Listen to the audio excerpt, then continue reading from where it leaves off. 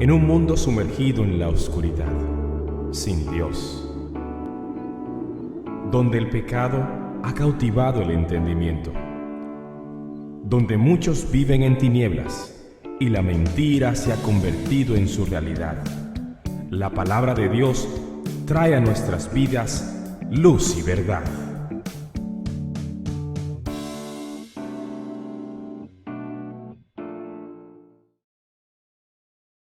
Evangelio de Marcos, al capítulo número 5, y leemos del versículo 1 hasta el 20. Cruzando el lago hasta llegar a la región de los Gerasenos, tan pronto como desembarcó Jesús, un hombre poseído por un espíritu maligno le salió al encuentro de entre los sepulcros. Este hombre vivía en los sepulcros y ya nadie podía sujetarlo, ni siquiera con cadenas. Muchas veces lo habían atado con cadenas y grilletes, pero él los destrozaba y nadie tenía fuerza para dominarlo. Noche y día andaba por los sepulcros y por las colinas, gritando y golpeándose con piedras. Cuando vio a Jesús desde lejos, corrió y se postró delante de él. ¿Por qué te entrometes, Jesús, Hijo del Dios Altísimo?, gritó con fuerza. Te ruego por Dios que no me atormentes.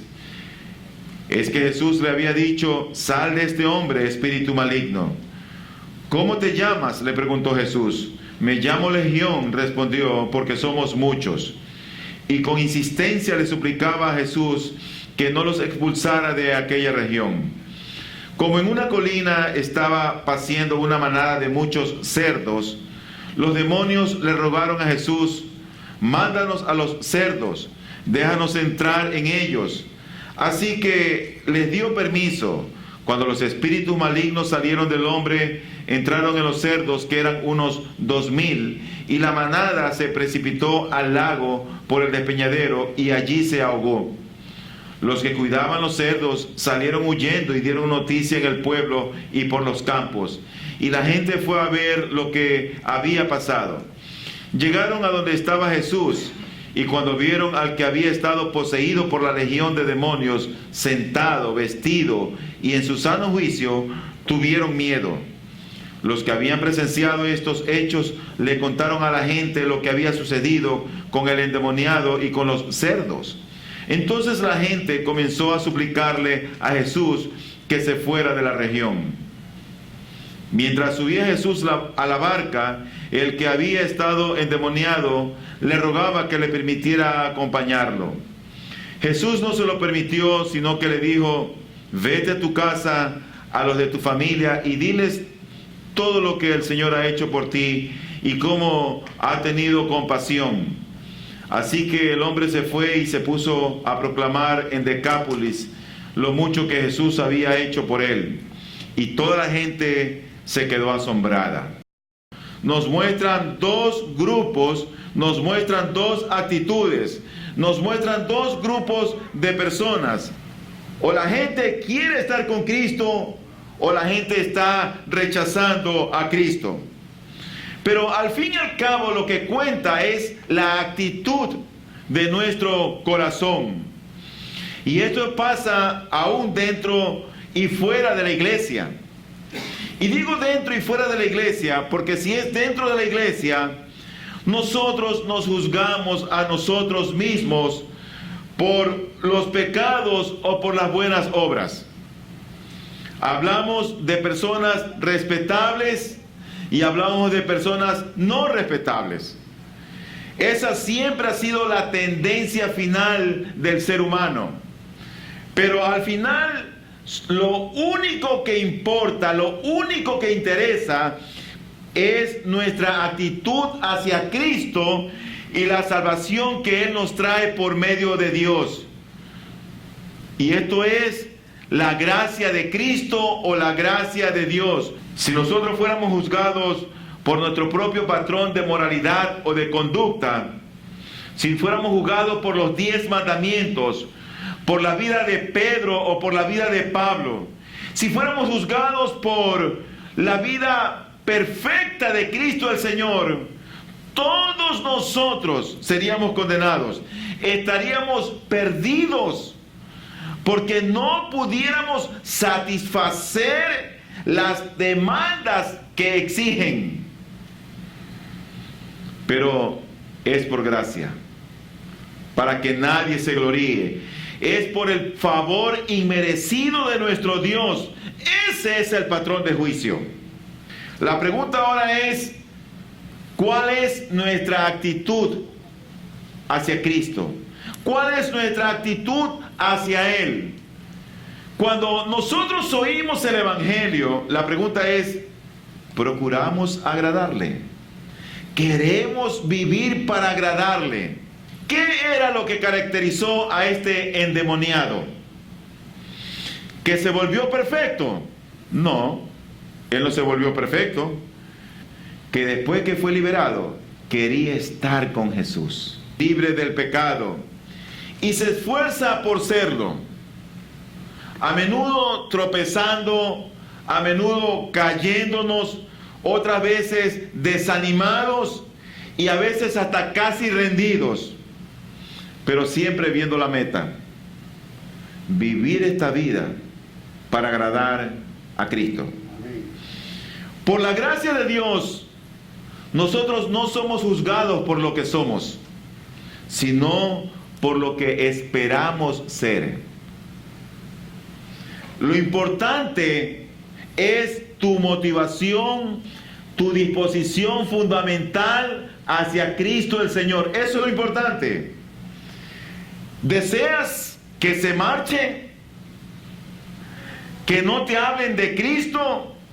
¿O deseas estar con Él? No hay una posición intermedia. No es importante si tienes unos lindos planes o si eres una persona respetable o no. No es importante siquiera si tienes pecados públicos o escondidos. Porque a ese nivel todos esos pecados son iguales. Todos son iguales. La pregunta es, ¿cuál es tu ambición? ¿Tú anhelas ser santo? ¿Anhelas agradar, conocer al Señor y reconciliarte con Él? No importa lo que hagas. No importa cuánta buena obra tú hagas. Lo que importa es lo que tú sientes hacia Cristo el Señor. Eso es lo que importa. ¿Quieres deshacerte de Él o quieres estar con Él? Tú debes ser honesto, porque tu destino eterno depende de eso. Mi primer punto es la realidad de las personas por las cuales quieren que Cristo se vaya. Pero Cristo siempre ha estado cercano a nosotros. No solo en esta mañana, ha estado contigo en tus dificultades. Él es quien te ha sostenido, quien ha estado contigo en tus enfermedades, en tus aflicciones, en tu dolor, en tu angustia. Siempre ha estado cercano a ti, siempre se ha manifestado. Tal vez tú no lo has visto con los ojos físicos. Todos en un momento dado han tenido la oportunidad, en situaciones adversas de la vida, de recibir a Cristo o de rechazarle. Muchos han hecho lo posible para alejar a Cristo de sus vidas. ¿Cómo? En primer lugar, son personas que se contienen deliberadamente y apagan el espíritu dentro de la iglesia. Son personas que se resisten, por así decirlo. En la iglesia, cuando oyen el sermón, hay muchas personas que se sienten perturbados, otros se sienten conmovidos, hay otros que como que sienten algo especial que no lo pueden describir. Y estas personas, cuando oyen que Dios les está hablando, son personas como que quieren dar ese paso de fe, quieren acercarse a Él, pero se contienen, se resisten por temor a que la familia se ría de ellos. Y sabe que esas personas, cuando se resisten, logran su cometido y terminan alejando a Cristo. O quizás hay personas que no sienten ese algo especial cuando oyen la palabra del Señor, pero que experimentan buena parte de ello. Pero en lugar de anhelar y saber más de Cristo y venir al siguiente domingo, deliberadamente se quedan en casa. ¿Sabe por qué? Porque ellos piensan, ay no, es que si vuelvo me convierto. Y son personas que se resisten, hacen todo lo posible para liberarse de Cristo. Otra forma que ponen en práctica para que Cristo se vaya es no hacer caso a la voz de la conciencia, que en última instancia la voz de la conciencia es la voz de Dios. Es la voz de Dios quien nos está hablando. Oye el sermón y sabes que Dios te habló, que te descubrió, que te puso el dedo en la llaga. Y tú te preguntas, ¿y cómo es que el pastor sabe esto de mí? Pero al final pones excusas y terminas librándote de Cristo. Otra forma para alejar a Cristo es por medio de la distracción. ¿Cuál era el problema de los gadarenos? Mira lo que dice el versículo número 14. Dice, los que cuidaban los cerdos salieron huyendo y dieron la noticia en el pueblo y por los campos, y la gente fue a ver lo que había pasado. Esta gente se llenó de temor. En Marcos 4:41 dice, ellos estaban espantados y se decían unos a otros, ¿quién es este que hasta el viento y el mar le obedecen? Cuando el Señor estaba en el monte de la transfiguración, pasó lo mismo. En Marcos 6, del 1 al 6, dice la Biblia, 6 días después Jesús tomó consigo a Pedro, a Jacobo y a Juan, y los llevó a una montaña alta donde estaban solos. Allí se transfiguró en presencia de ellos. Su ropa se volvió de un blanco resplandeciente como nadie en el mundo podría blanquearla. Y se les aparecieron Elías y Moisés, los cuales conversaban con Jesús. Tomando la palabra, Pedro le dijo a Jesús, Rabí, que qué bien que estemos aquí. Podemos levantar 3 albergues, uno para ti, otro para Moisés y otro para Elías. Ahora, oye esto. No sabía qué decir porque todos estaban asustados. Los gadarenos también tuvieron temor, y dice la Biblia que corrieron espantados. Hasta cierto punto hay cierto misterio, hay una sensación de poder que no podemos sondear ni entender. Y es el temor a lo eterno, a lo desconocido, a lo infinito, a lo todopoderoso. Es el temor de Cristo. Puede ser que en algunas veces ese temor sea algo supersticioso, pero también hay algo que pertenece a la verdadera religión. Entonces, cuando la gente tiene a veces este temor, ¿sabe lo que hace? El maligno viene y le susurra al oído, ten cuidado, no te entregues a ese poder. ¿Qué fue lo que causó este temor en ellos? Bueno, yo creo que lo que más los atemorizaba era ese propio sentimiento de culpa que la gente suele tener. Y déjame decirte algo, Cristo siempre produce un sentimiento de culpa en el pecador. Siempre. ¿Tú recuerdas cuando Pedro entendió quién era Jesús? Y oye lo que él exclama en Lucas 5:8. Él dice, al ver esto, Simón Pedro cayó de rodillas delante de Jesús y le dijo, apártate de mí, Señor, soy un pecador. La belleza siempre expone la fealdad. La santidad siempre expone el pecado.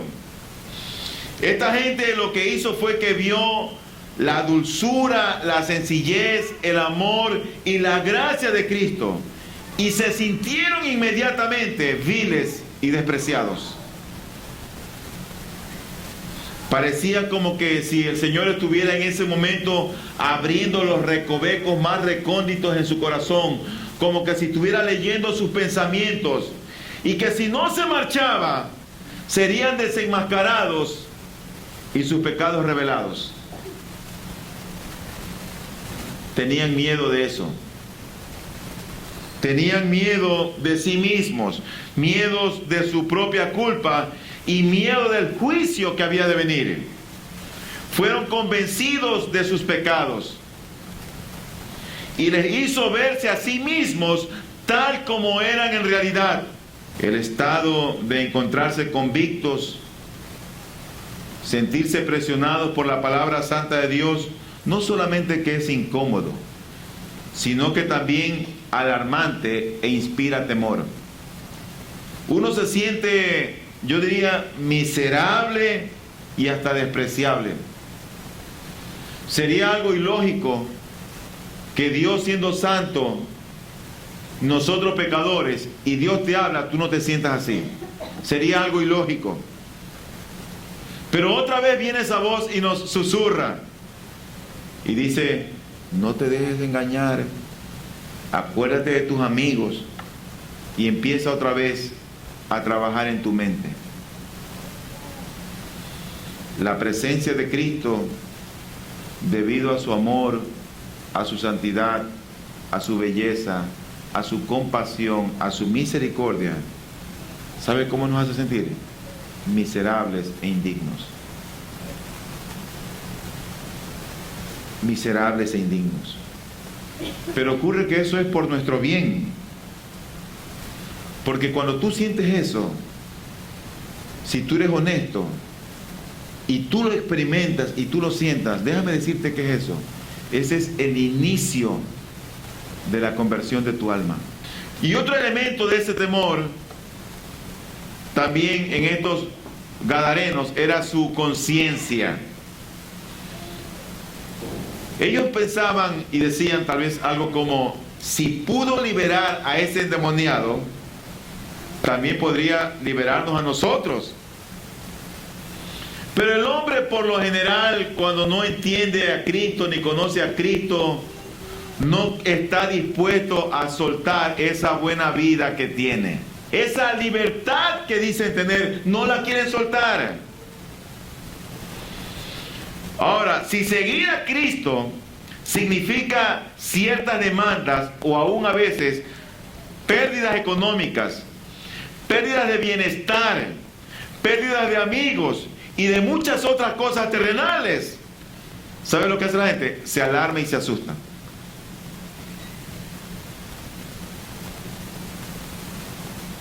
Yo diría que eso es como ver la mitad del Evangelio. Es como verlo a medias. Antes de que Cristo les mostrara a los gadarenos la otra mitad del Evangelio, ¿sabe lo que habían hecho los gadarenos? Ya le habían dicho: Señor, ándate de aquí, busca otra región. Ya habían hecho eso. Vieron libre al endemoniado, pero no vieron que el Evangelio es poder de Dios para salvación. En tercero y último lugar, ¿por qué este hombre que había sido sanado estaba deseoso de seguir a Cristo? ¿Pero por qué más quería seguir a Cristo? Yo creo que este hombre tenía también en su corazón gratitud. Gratitud. Gratitud hacia Cristo y su deseo e impulso de mostrarlo. Antes de conocer a este hombre, como dije, este hombre estaba endemoniado. Era un hombre salvaje, peligroso, vivía en el cementerio, se desgarraba la piel, se mutilaba a sí mismo. No tenía descanso, no tenía paz, había sido olvidado, era temido, era odiado por todos y atemorizado de sí mismo. Se había hecho todo lo posible por controlarle y por curarle. Nada lo podía sujetar, ni cadena, ni grillete, nada. Ni él, ni los que lo rodeaban tenían paz. Pero llega Jesús Y todo lo que los otros no pudieron hacer, Cristo lo hace. Hazme tu esclavo. No importa lo humilde o baja que sea la tarea, mientras esté cerca de ti. Solo cuando comprendemos lo que Cristo verdaderamente ha hecho por nosotros, es que le amamos, le adoramos, le servimos, lo seguimos y siempre queremos estar con Él. Siempre. ¿Qué puedo sentir hacia aquel que ha comprado mi libertad? ¿Qué puedes sentir tú? ¿Podemos cansarnos de esa persona? ¿Habrá algo maravilloso que sentir? ¿O habrá algo más maravilloso que sentir su presencia cercana? Por si no te acuerdas, Cristo murió por nosotros y dio su vida por nosotros. Y si crees que Él hará por ti todo lo que ha hecho por todos los santos, eso es una bendición añadida. Por otro lado, este hombre no solamente tenía gratitud, sino que este hombre lo que quería era que el estado en el cual ya él se encontraba, con su juicio sano, él quería que ese estado continuara y persistiera. Tenía temor de confiar en sí mismo. Él tenía temor que los demonios volvieran y lo atraparan. Ahora, tú mira la escena. Jesús está a punto de partir. Y este hombre liberado desea ir con él. Ahora bien, el hombre no es un verdadero cristiano hasta que comprende su propia debilidad y la fortaleza del enemigo. El cristiano no se apoya en sí mismo y en su propia fortaleza. Es el conocimiento de su propia debilidad lo que lo lleva constantemente a Cristo, así como el conocimiento de la fortaleza del enemigo. Y por último, también quería estar con Cristo, no solo porque comprendía él su propia debilidad y el poder del enemigo, sino porque el poder de Cristo le había liberado. Era el único que le podía mantener libre. ¿Qué pasaba si los demonios volvían? Él pensaba, con Cristo estoy seguro. Con Cristo estoy a salvo. Él quería ir con Cristo porque con Él se sentía libre y con Cristo se sentía a salvo. Pero ocurre que este hombre cometió un error y el Señor lo exhortó. Él pensaba que la presencia física de Cristo era esencial. Pero al enviarle a casa, el Señor le hizo ver que estaba equivocado. Sí, él estaba a salvo. Fue Cristo quien lo envió. Y cuando Cristo envía, Él acompaña. Dice el Salmo 37, 24. Podrá tropezar, pero no caerá, porque el Señor le sostiene de la mano. No hay vida eterna fuera de Jesús. No lo hay en las buenas obras, ni tampoco en la religión. Solamente en Cristo. Luz y Verdad llega hasta usted gracias al compromiso y trabajo de personas e instituciones por la causa del Evangelio.